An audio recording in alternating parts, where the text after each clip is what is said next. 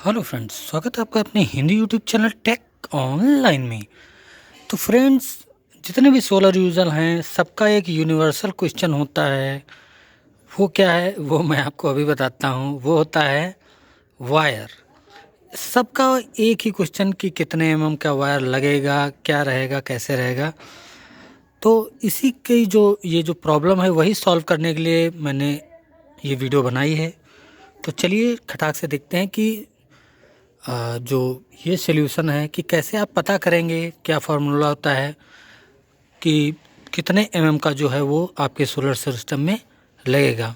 वो चाहे एक आपका पैनल हो, दो पैनल हो, या कितने भी वाट के पैनल हों, आप उसमें आप कर सकते हैं। बहुत ही सिंपल है, आप आसानी से उसमें यूज़ कर सकते हैं ये फार्मूला। तो सबसे पहले तो बात कर लीजिएगा वायर की, फिर उसके बाद आएंगे पे कि कितने स्क्वायर का हमको वायर चाहिए होता है। तो देखिए, वायर्स आपको कई प्रकार के मार्केट में मिल जाते हैं। एल्युमिनियम हुआ, कॉपर हुआ, बहुत सारे वायर्स मिल जाते हैं। एसी डीसी, जब से सोलर आया है तब से एसी डीसी भी काफ़ी प्रचलन में वायर है कि एसी वायर है, ये डीसी वायर है। तो देखिए, कभी भी आप सोलर पैनल के लिए जो वायर यूज़ करें वो डीसी वायर यूज़ करें, किसी भी कंपनी का लें और वो आप वायर यूज़ कर सकते हैं।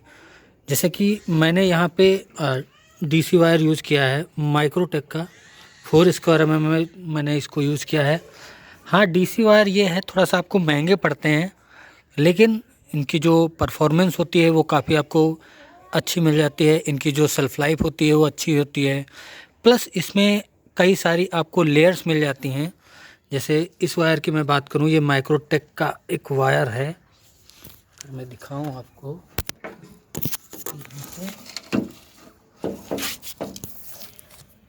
ये इस टाइप में। तो ये कुछ ये ऐसा वायर है। बाकी इधर भी साइड में आप देख सकते हैं, इसमें जो आपको दो लेयर्स मिल जाती हैं जो कि प्रोटेक्ट करती हैं सूरज की जो रे जो होती हैं, किरणें, उनसे प्रोटेक्ट करती हैं। तो वायर जो है आपका वो ख़राब नहीं होता है। प्लस इसके अंदर आपको कोटिंग भी मिल जाती है, वायर पे जो होती है वो कोटिंग मिल जाती है, जिससे कि रेजिस्टेंस जो होता है वो काफ़ी कम इसमें मिलता है आपको। तो ये तो बात हो गई वायर की। और क्या प्राइस का पड़ता है, तो ये लगभग अगर 4 स्क्वायर आप वायर ले रहे हैं तो लगभग 64 से 65 रुपये मीटर आपको मिल जाता है, जो कि सिंगल वायर होता है। कभी भी डबल वायर पेयर में आपको नहीं मिलेगा। अगर आपको सपोज करिए 10 मीटर वायर चाहिए तो आपको 20 मीटर वायर लेना होगा। अगर लेंथ के लिए, मतलब अगर आपकी लेंथ जो है वो 10 मीटर है तो आपको 20 मीटर वायर लेना पड़ेगा, क्योंकि सिंगल वायर ही ये मिलता है। और कभी भी वायर लें तो आप दो कलर हो सके, पॉसिबल हो तो दो कलर्स में आप ले सकते हैं, वो काफ़ी कन्वीनियंट हो जाता है। बाकी अगर आपने एक बार वो इतना ज़्यादा परेशानी भी नहीं होती है, क्योंकि जब जैसे ही आपने ये कनेक्टर्स जो हैं MC4 कनेक्टर्स कनेक्ट कर लिए तो उसमें आपको प्रॉब्लम नहीं होती है कि कौन सा प्लस है कौन सा माइनस है। जो प्लस वाला होगा वो प्लस में ही लगेगा, जो माइनस वाला है वो माइनस में ही लगेगा। तो उससे कोई टेंशन नहीं है। ऐसा कि नहीं कि कभी हमने तार निकाल दिया तो फिर से लगाएंगे तो प्लस माइनस चेक करना पड़ेगा। कोई टेंशन नहीं है, प्लस वाला फिर प्लस में ही लगेगा और माइनस वाला माइनस में ही लगेगा। तो इसलिए MC4 कनेक्टर्स बहुत ज़रूरी होते हैं आपके सोलर पैनल्स वगैरह के लिए। तो ये तो बात हो गई अपने वायर की, डीसी वायर की। और अपने वायर का भी मैं प्राइस बता दूं, ये आपको मुझे 65 रुपये पर मीटर मिला था। हो सकता है सस्ता भी आपको मिल सकता है, माइक्रोटेक का ये है। ये तो बात हो गई वायर की। अब बात करते हैं कि कितने का चाहिए वायर। देखिए, यानी कि क्या होता है, यानी कि इस तार की जो अंदर आप इसको निकालेंगे, तार की जो मोटाई होती है, कितना वो मोटा है, उस हिसाब, मतलब कई उसमें वायर्स होंगे, एक ही वायर नहीं होगा, लेकिन उसको फुल गेज जो उसका पूरा होता है, फुल मोटाई जो होती है, उसको स्क्वायर कहते हैं कि इतने स्क्वायर या इतना मोटा तार में चाहिए। अब कितना लगाएं, देखिए हर सोलर पैनल में, कोई भी सोलर पैनल लीजिए, उसमें आपको एम्पियर रेटिंग देखने को मिल जाती है कि कितना एम्पियर का ये करंट जनरेट करता है। ठीक है, तो वाट से इसमें न मतलब नहीं होता है, इसमें होता है एम्पियर से मतलब। तो जितना भी एम्पेयर आपका सोलर पैनल बना रहा है, जैसे मान चलिए मेरा जो सोलर पैनल है 225 वाट दोनों 225 वाट प्लस 200 वाट दोनों मिलाकर के 425 वाट का जनरेशन हो जाता है। प्लस एम्पेयर जो होते हैं वो लगभग 20 एम्पेयर के करीब अपना जनरेशन होता है। तो 20 एम्पेयर अगर मुझे मिल रहा है तो मुझे इसको डिवाइड करना है बाई 4। 4 से आप डिवाइड कर दीजिए, आपका जो एम्पेयर जो स्क्वायर है mm वो निकल आएगा। जैसे कि 20 एम्पेयर से मैं अगर 4 से भाग करूं तो आ जाता है 5 स्क्वायर mm मुझे चाहिए। ये नहीं है कि चाहिए ही चाहिए, बिल्कुल एक्यूरेट नहीं होता है कि इतना ही चाहिए हमें। क्या कहते हैं, हाँ 5 एम्पेयर जो 5 स्क्वायर mm है वायर वो चाहिए, आराम से अपना काम जो है वो चल जाएगा।